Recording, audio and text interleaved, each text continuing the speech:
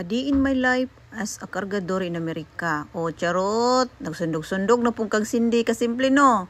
Aw, pwede ta mo sundog pero dili lang pwede ka nang manginaway ta. Charot. O, pwede kay mo sundog mga kasimple no. Kay yaga man na katawanan kaayo. Diba? Sa Bisaya, aw, nindot juga ayaw mo drama. Charot. So, ayan na nga mga kasimple. Meron tayong lakad to din, no? So, magpakambyo ako ng dolyares ba? Magpapakambyo ako. Buti na lang aking asawa ba? Sobrang smart talaga, no? Nagdadala talaga yan ng pera. O, ako talaga mga kasimple, akala ko pwede tayong mag-card-card. Pwede tayong mag-card-card talaga. Pero like mag-withdraw ka ng sobra-sobra, ay hindi niyan pwede. Iko-close talaga ni bangko dito sa Amerika ang mga pera mo, day. Ayan, so, ang araw na ito mga kasimple, papunta tayo ng mamimili ako ng mga school supply ng aking mga pamangkin. Kaya naglalakad ako, try ko talagang mag-jeep ba. Sabi ko, itatry natin ba kung maganda-ganda. Sobrang init mga kasimple, uy. Pero naglalakad talaga ako, oh. Kahit matigas, ay naganamit ko si Lola dito, oh. Sabi ni Lola, day, bigyan mo naman ako, day, pambili ko ng gamot, day ba. Buti na lang to si auntie dito ba, itong Bisaya. Mandaya ba si auntie o nagbabaligya ng buko dyan sa dapit sa Marco Polo. Sabi niya, binibigyan niya si Lola ng libreng buko. Buti na lang ay mababait din si auntie. Kaya yan, amiga pala yan si auntie dyan sa kanto. So dito tayo mga kasimple, maghahanap tayo ng pakambyuhan ng mga dollar ba. Marco Polo, close day ang Marco Polo. Diri unta mi ni papangkano magstay kaya lang girenovate pa nila. So mga sunod-sunod na lang no. So, hanapin natin itong mga kasimple, itong mga pakambyuhan o kwarta diri.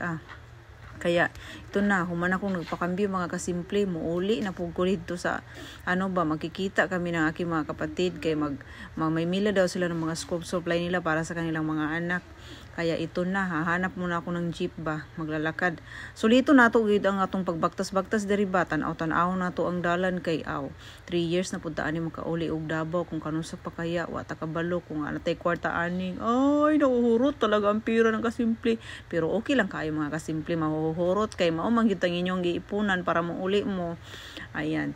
Kung kanang magpakambyo gani kog kwarta diri kay ako gisugo ni papangkanuon niya. Tunga dayon mi human ana magkambyo-kambyo ko sa mga kwarta ba magtunga dayon mi papangkano ana di gyud ko mangayog gyud ko dayon dong tunga dayon ta dong kay ako ba mo ginasugo-sugo dong ba ang imong sekretary dong ba charot. So ito na nga mga kasimple, maghanap na ako ng jeep ba kay makikita kami na aking mga kapatid. Sabi ko sa mga kapatid ko, hahanap tayo ng mga mura-mura day ba, mga school supply. Kaya mga pamangkin ko, yun talaga ang gusto nila ba, magkakaroon sila ng school supply. Okay lang yan, basta masasaya yung mga pamangkin ko. Ako noon mga kasimple, nagbabaylo tayo ng saging ba, bago lang ako magkaroon ng papel. Pero ngayon, so may mga pambili tayo ba, makakabili tayo, bigyan natin ng mga pamangkin. Ito na nga, nakikita na nga mga kapatid ko, excited na sila mamimili ng mga gamit sa mga anak nila. Sabi ko nga sa kanila, pag kahit wala akong maibigay sa inyong mga cash day ba, pira-pira day, basta mga anak nyo day, may nabili tayo day, para hindi na sa magproblema day ba sa school, marami sila mga school supply. Masasaya sila na mamimili ng mga gamit ng mga anak nila. May mga bag, yung isa silip-silip na siya. Sabi niya, uy, day, medyo mahal-mahal man ito, day. Sabi ko, day, kapag silip-silipin mo pa ngayon yung mga presyo dyan, day, matatagalan tayo niyan, day. Kuha ka lang dyan, day, kung saan yung gusto ng anak mo. I-memorize mo ang gusto ng anak mo para mabibilis tayo ba? Kasi magkikita pa kami ni Papangkano mamaya doon sa SM, day. Huwag kang magdudugay-dugay dyan ba? Madudugayan tayo, day. Kung alam mo, day, na gusto ng anak mo, kunin mo, day. Memorizein mo talaga yung mga gusto ng mga anak mo para mabilis-bilis tayo, day ba? Diba? Sabi kinukuha talaga na kung asa ang gusto ng mga anak nila. Yung aking isang kapatid, pili-pili din siya.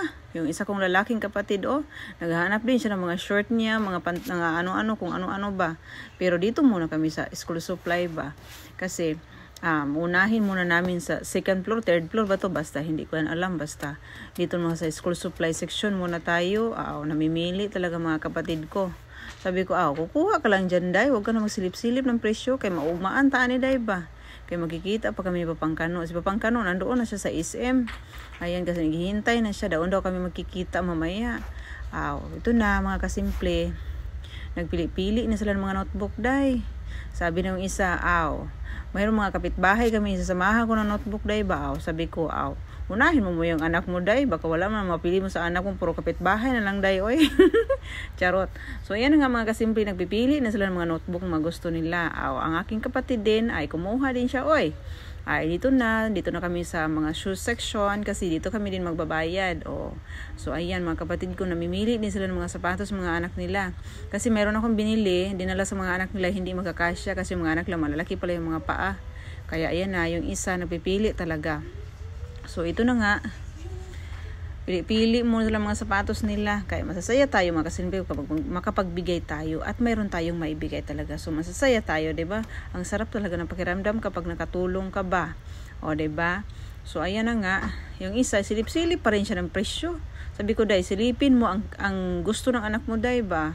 Silipin mo ang maangayan nila. Kung hindi, yung ate ko talaga papakyawin niya talaga yung sapatos. Papakyawin niya 3, 2 talaga. Ay, mababago ang isip niyan ba? Yan, uuwi na naman niya yung isa kasi mahal daw yung presyo. Diba? Mag-isip-isip pa ba? Yung isa ko din kapatid, paikot-ikot din, namimili din sa kanya. Malilipay din tayo. Mauubos talaga ang pera ng kasimple dyan, oy. Charot. So, ayan na nga mga kasimple. Bago talaga tayo uwi kasi may budget. Charot. So, ito pa yung pinsan ko, namimili para sa atin niya kasi magtatrabaho daw, walang sapatos. Sabi ko, day, ikaw may trabaho ka ha, huwag kang magkuha dyan. Charot. Ito na nga mga kasimple, bayaran na talaga, Bayaran na. Mauubos talaga. Madidecline naman yung card ni kasimple nyo dyan, oy. Nasusobrahan sa pag-withdraw, madidecline talaga.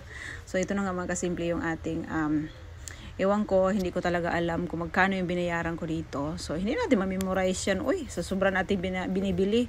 So, ayan. Sa sobra ko talagang pagod, sabi ko talaga, sa susunod, day, mauuwi ako, day, ibigay ko na lang sa inyo, day, ang pera. Hindi na ako mamimili. Kasama kayo, kasi napapagod ako ba? Kasi gusto ko talagang umuwi sa Pilipinas, yung magre-relax ba, pero hindi ako makarelax, kaya sinasama ko sila sa pagpamili. Sa susunod, sila na talagang pamimiliin ko. So sabi ko nga mga kasimple, after ng bayaran ay nagsiguwian ng mga kapatid ko. Sabi ko, magpapabugno muna ako day sa ulo ko, day, kasi nai-empty na aking bangko ba. So ayan, pumunta ako ng SM. Sabi ko, maghahanap ako ng barbecue, gusto kong kumain ng rice. Ayan. So, dito kami sa SM ng pinsan ko. Kasama ko siya. Siya ang taga-video ba? Ito yan. Naman yung mga pinsan ko. Sabi niya, dito tayo sa barbecue, ate. Nakakita ako ng sipos dito. Hindi ko pala alam mga kasimple. Makukuratan ka talaga ng presyo nila ba? Charot! So, ito na nga mga kasimple. Nakita ko yung malaking crab. Actually, dati talaga mga kasimple. Nung bago kami ni Papangkano kinasal. Nung kinasal kami Papangkano, bago pa kami. Gustong kong kumain dito. Pero, hindi ko masabi kasi sobrang mahal. Nahihiya ako sa asawa ko. Ngayon, pwede ko nang bilhin talaga anong gusto kong kainin. Charot! Ayun na nga muhi. Sabi ko kay kuya, kuya, baka lutuin mo yung patay na ba? Kakambyuhan mo lang. Inunahan ko talaga si kuya. Sobrang tawa ni kuya. Dini, ma'am, talaga ma'am, buhay talaga nalutuin namin ma'am, Sabi ko, pinangunahan lang kita kuya. Baka anuhin mo yung patay na doon sa kusina niyo, Ayan, sobrang mahal ang nila dito ba. Pero sulit pa rin mga kasimple, no? Matitikman na matitilawan natin ang nila, mga maluto nila ba dito, So, ayan nga. While waiting kami ng mga crab na pinaluto namin, seafoods, mix na yun mga kasimple. So, ayan, maglalagay tayo ng gloves dito. Ayan, para hindi tayo maghugawan ba, madudumihan ang ating pagkain. While waiting, nagchichismis muna kami ng pinsan ko. Sabi ko, dito ka lang day, dito lang tayo kakain. While waiting, Papangkano. At saka mamaya-maya yan si Papangkano, darating dyan ba? Nagbubulas na tayo ng seafoods. Ayan, sabi ko, dito kami upo doon, yung nakatago ba, para hindi mahalata yung hungit namin ba. Dito na talaga mga kasimple, ready na yung food. Seafood, sobrang sarap. At sobra ding sarap ng bill namin after eat talaga. So, ayan na nga mga kasimple.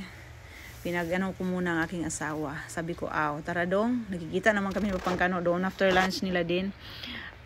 Ipapaispa kita. At least naman, hindi ikaw lagi nababayad ba? Charot. Minsan, magbabayad din ang kasimple. Lagi talagang Papangkano nagbabayad. Kaya ito na mga kasimple. While waiting mga anak ko, sabi ko sa pinsan ko, dadalhin mo muna mga anak ko doon sa ba? Kasi magdi-date muna kami Papangkano. Kaya ito, tapos na kami nagpaspa ni Papangkano at waiting na kami sa aming mga anak naglalaro. Ayan. Libre ko to di si Papangkano. After ko namimili ng ng aking mga pamangkin, nililibre ko sa aking Papangkano. Sabi ko, pasayihin ko muna aking asawa. Ako na lang laging pinagpapalibre sa kanya. dito noon ako nagwo-work mga kasimple. Kaya sabi ko sa kasamahan ko noon, hanapan mo ako ng mura. Miss Love. Kaya ayan na nga mga kasimple, shopping tayo dito. Kunti lang yung mga mura-mura, hahanap ako.